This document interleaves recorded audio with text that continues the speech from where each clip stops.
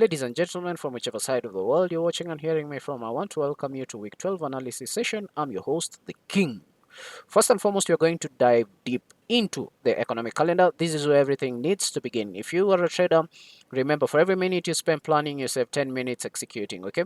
We are going to first look at the United States dollar. Tomorrow, in the next few hours, the trading session is going to begin in Asia, signifying week 12 of trading 2025. We can see we do have retail sales at exactly 3:30 p.m. today. Now, seasonality speaking, seasonality speaking, right now the US are in winter. Now, whenever it's cold over there, people don't purchase a lot of things. It's common sense. You don't need an MBA in business to understand that.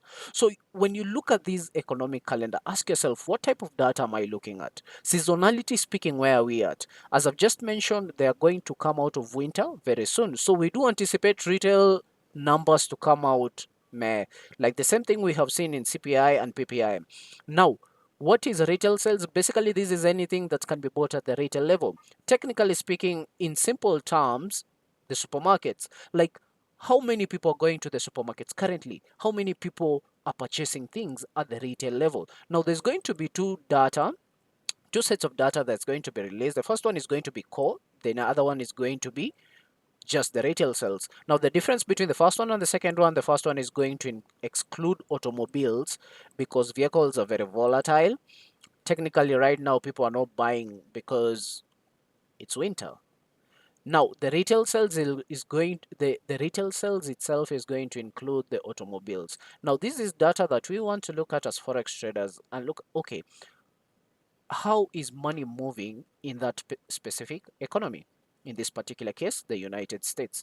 Now, at 3:30, we are going to be very active. We shall trade this live with you. Uh, we are going to start the stream very early and then we are going to look at this data just the same way we have done in the past. Now, moving on to Tuesday, 18th March, we are going to have CPI for Canada. Now, remember last week was CPI for the United States dollar. Now, this week we are going to anticipate, this coming week we are going to anticipate CPI for Canada. Now, at 3:30, we do have three news releases that we are going to anticipate. The first one is going to be the CPI. M/M means it's a month-on-month release. Now, we traders would want to focus on the year release because this is what we would want to see in terms of inflation.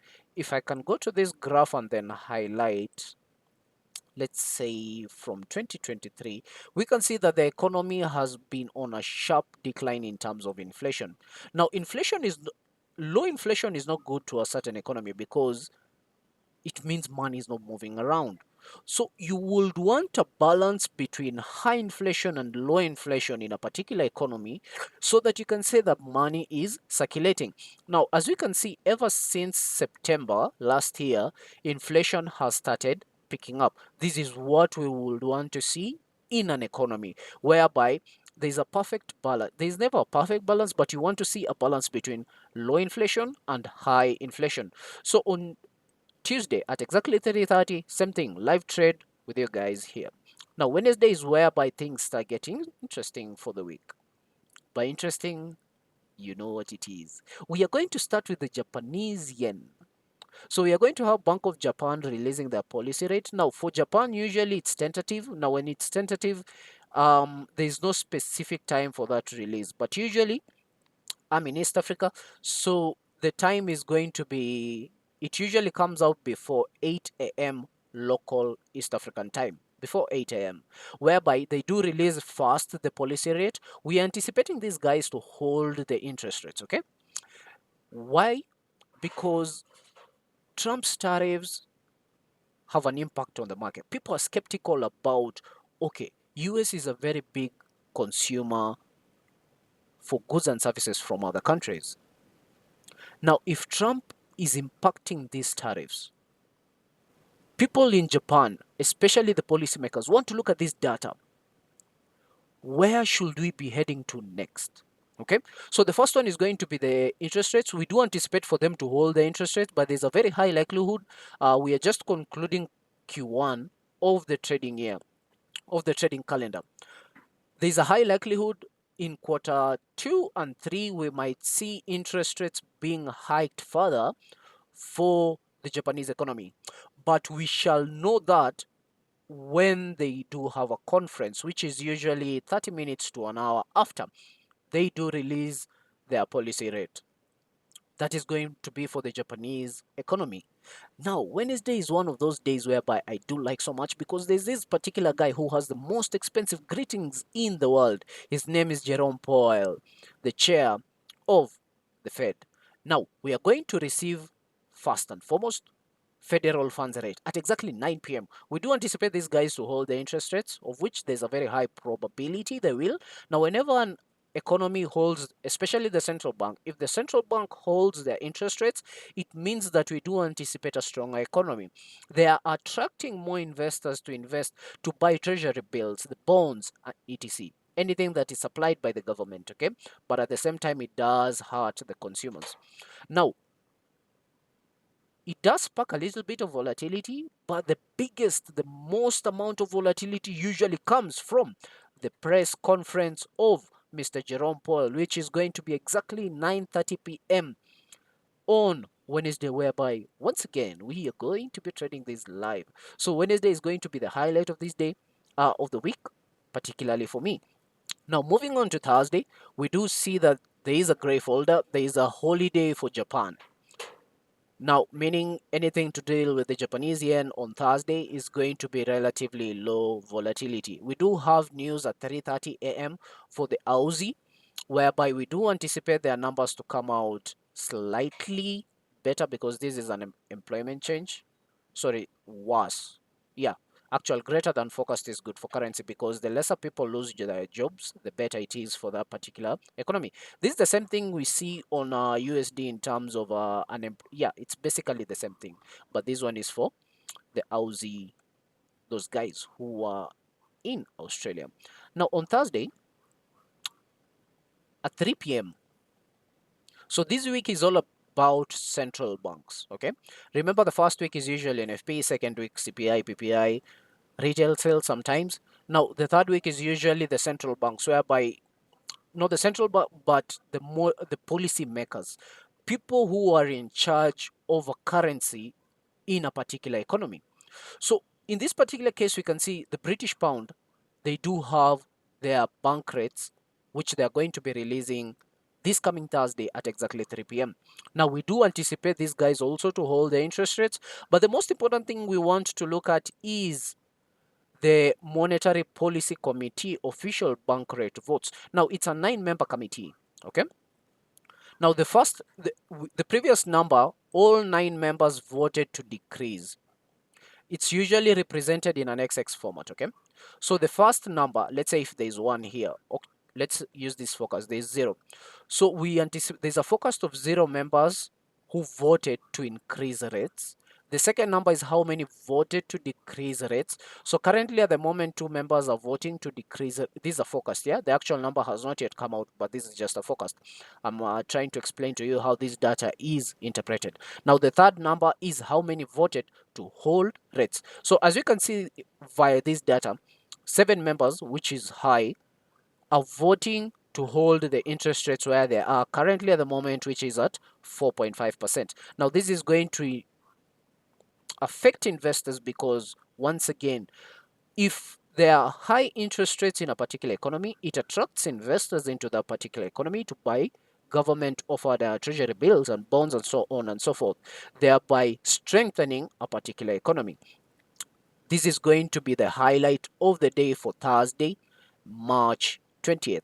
Now, 30 minutes later, we are going to have a speech from Governor Bailey. This is the Jerome Powell version of Britain. His name is Governor Bailey. This is one of the few peoples who hold a lot of power when it comes to setting interest rates in a particular economy. Now, later on that day, we are going to have the Bank of Canada Governor McClem, who is going to speak about the economy for Canada. Now, on Friday, we are going to receive retail sales for Canada. So Canada is it's a hot cake coming this week. Now, how do you plan this data and utilize this data? This is whereby you go to TradingView and look at the charts. So let me just launch this application here. It's a really good application to be using in terms of analyzing the markets. It has more paints and brushes, so to say, when you're looking at it. Now, starting with gold, starting with gold. Gold did break all-time highs. For those who are here in the live streams, for those who have been following me closely, we did make a decent amount of money last week trading gold, whereby we did break the barrier which we have been looking at for quite some time, which is the golden $3,000 an ounce. Ever since the beginning of time, gold has never touched $3,000 an ounce. Now, 3,000 is a psychological level. Remember, we are dealing with bankers, institutions. These are humans behind the charts.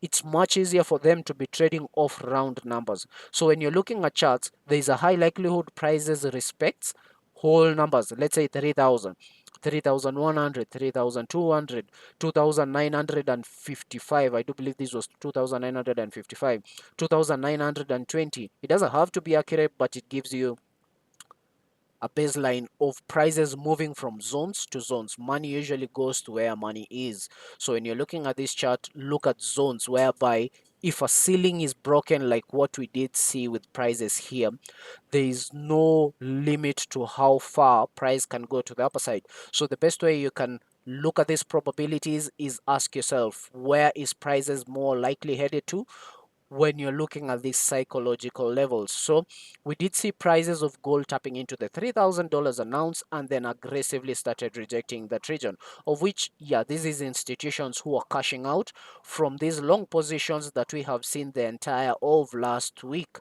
which did play out form ever since the week did open to the high of the week.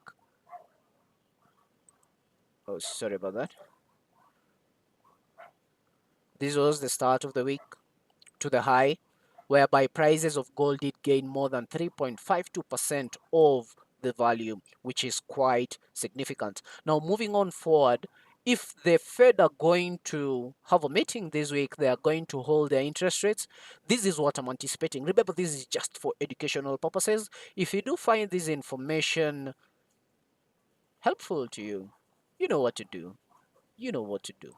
Spread the message. But this is what I'm going to be thinking, looking at gold. Now, China, before I forget, China has come up with an action plan. I've forgotten the name, but it sounds fancy. I think it's called the something action plan, whereby they have just revealed it today, whereby they're planning to boost the local economy. And this will have an impact on gold. They're trying to boost wages for their citizens. It's a whole document. It's a big strategy that the government has to boost economic growth. Whenever an economy says that, okay, things might be slowing down, you might get these subsidies from the government. So there's a strategic action plan for the Chinese government whereby they're willing to put money into people's pockets to stimulate economy. So China have a huge deposit of gold. So anything positive for China is positive for gold. This will be my analysis for this week. When the session opens in the next few hours, we will see prices coming back up, taking these highs. But during the day, if not Monday or Tuesday, prices might. Remember, this is just a speculation. We will start seeing a decline on prices of gold back down to these regions. Why? If the Fed do decide to come up with their own countermeasures. Currently, at the moment, they're on a deadline because Trump, I do believe their contract will run out next year, if I'm not wrong. I'll look into that and then I'll give you. I'll update it just down below. But the contract for the Fed is about to run out. So currently, the regime wants to look at who's going to be coming in next. But this is going to be the analysis for gold, whereby I'll anticipate prices coming back to these all-time highs, grab liquidity, engineer the liquidity around this region, $3,000 an ounce. That's the magic region that I want to look at. And then if we do get a change of character here, whereby the market breaks structure, if I get a candlestick that closes below this region, this will be around, let me highlight it, that will be around 2981. I think I'll have it at 2980 to be more precise. If I do get a candlestick that closes below that region, I'll anticipate a retracement back into this region. I'll use a Fibonacci here from this high to this low. Anticipate for opportunities around above the 50% region, somewhere around this region here. But if you do get prices stagnating around the golden ratio, which is between 61.8 and the 50% region, but I would want to look at more selling opportunities on gold this coming week. But the sales will all be dependent on what happens when the session opens, because however the market opens, when the market opens, it usually imprints. It can tell you where the week is more likely headed to. Okay, this is what I teach in my premium. But how the weekly candlestick opens can help you understand how the week will trade. Now, moving on to GBP USD, we do anticipate this was a setup we were looking at last week, still not yet activated. But as we can see, prices are approaching my entry zone just around 1.28655. Now, if we do get the British pound holding the interest rates or lowering, if they do lower the interest rates, it means we do anticipate a weaker economy, whereby there's a high likelihood prices will come back down to this region, which that's the probability I'll be sticking with this trading with, whereby I would want to see a weaker British pound, a slightly stronger dollar, whereby prices will come back down to this region. Now, the moment prices come back to 1.28655, then we might get confirmation for buying opportunities back to the upper side. Now, I want to go to China because of the strategic action plan that the Chinese government has and how it might impact us as traders. So if you can go now, the USD Chinese yuan is just a confluence. Huh? You should not trade these on a daily basis. You cannot day trade this, it's very costly first and foremost, and you need to use this as a confirmation, as a confluence. We can see prices did hit a record high. This was back in September 2023. Prices retraced, aggressively started pushing to the upper side. This was when things were really nice for the United States. But ever since February, January, the 16th of this year, we have seen prices of the yuan gaining strength over the United States dollar. Now, this is something I was taught by my mentor a while back, whereby how can you estimate how long it will take?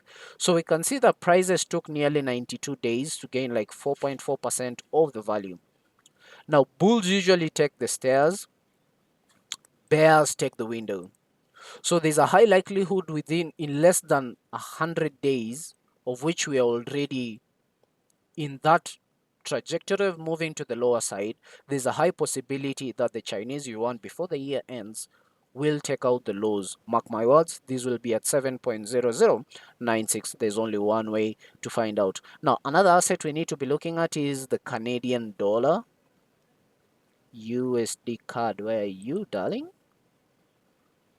Okay, so this is USD Canadian dollar. We do anticipate a lot of activity for Canada this coming week, whereby interest rates, CPI, retail sales, all of this is going to be released for the Canadian economy. We want to see how are things faring on in that particular economy. But currently, if you're just looking at price action, leaving fundamentals aside for a minute, we can see that for the past 5 trading days, candlesticks have just been printing side by side. Now, whenever you get a bullish candlestick like this, a bearish candlestick, a bearish, bullish, bearish, printing side by side, it tells you that, okay, the market is in a period of indecision, okay?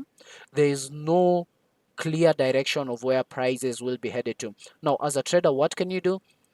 You identify this region. In such regions, you can look at the bodies of the candlesticks. You can assume the wicks because the wicks are just manipulations, okay?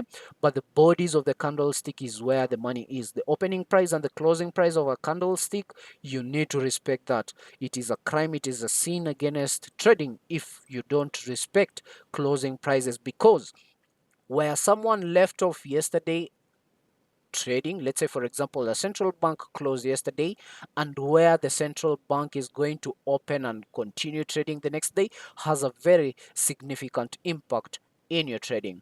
So as we can see, candlesticks are printing side by side. We want to see if candlesticks do break out of this structure. Now if the data does come out positive for the Canadian dollar, we do anticipate prices of USD card moving. Let me move myself here. We do anticipate prices breaking to the downside, coming back down to these relatively equal lows that we do have residing at this region here at 1.42403, which is a very, very tradable range of around 100 plus pips, which is a very, very good amount for you to be targeting in the financial markets. Now if prices do break to the upper side, if we do get a candlestick that closes above this region here, then there's a high likelihood we might continue. But looking at the United States dollar for this coming week, I'm anticipating for it to be slightly stronger, so we might see the US dollar gaining strength against the Canadian dollar, of which the range is almost similar, looking at it from the same as the selling perspective, whereby we do have 100 pip range on the upper side and the lower side. Now in the middle here, this is what you call the no trade range. Okay, here, no, where's my text gun?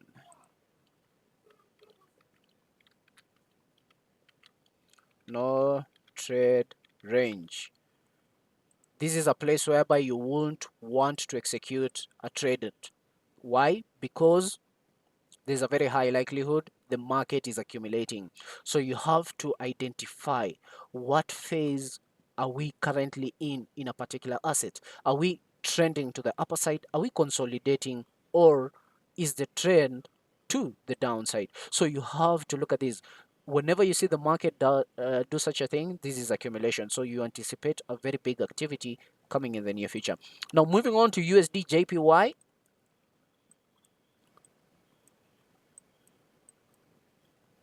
We have changed character already, whereby prices were trending to the upper side, whereby we were making higher highs, higher lows, higher highs, higher lows, higher highs. But all of a sudden, in the most recent few trading days, so to say, how many days has this been? In the past 60 trading days, we have seen the Japanese yen aggressively gaining momentum.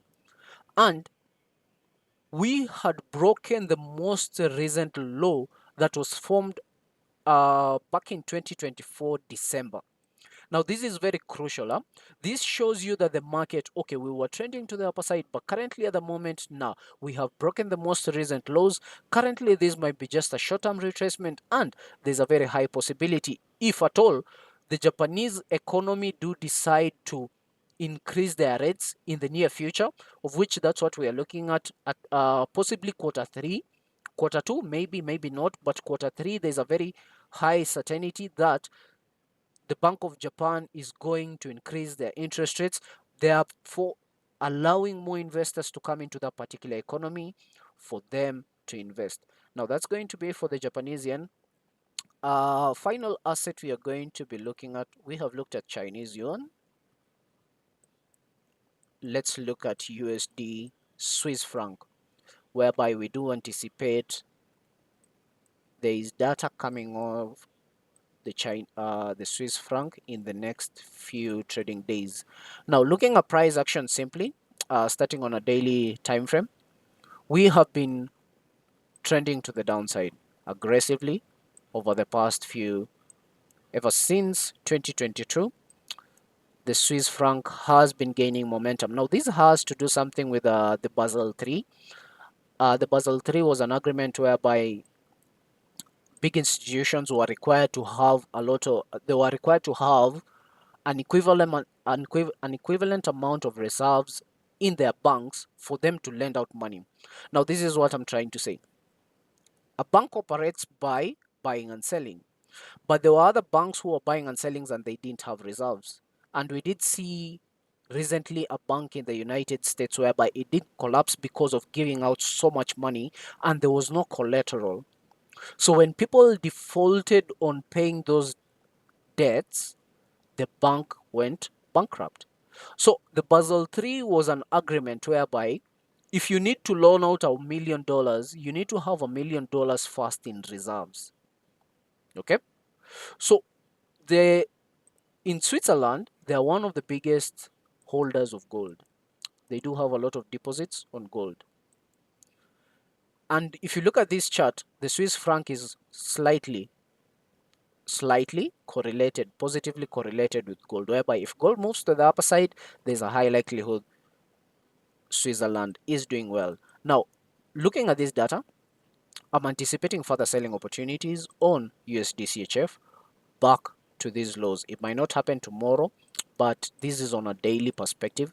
So once again, if you want to know how quick your trade, not how quick, but if you want to estimate how long your trade will run, it took 109 days for USD CHF to gain nearly 9.5%. Now, you remember bulls take the stairs, bears do drop out the window. So currently at the moment, the same thing we have seen with the Chinese yuan, there's a very high likelihood that we might see prices approaching back down to this region. Now, that's going to, I wouldn't want this analysis to be longer than this. This is just for educational purposes, for entertainment purposes. If you find this video informative, kindly follow me. Like, share, subscribe. Invite your grandma. Tell them Forex is the way to go. Stay safe.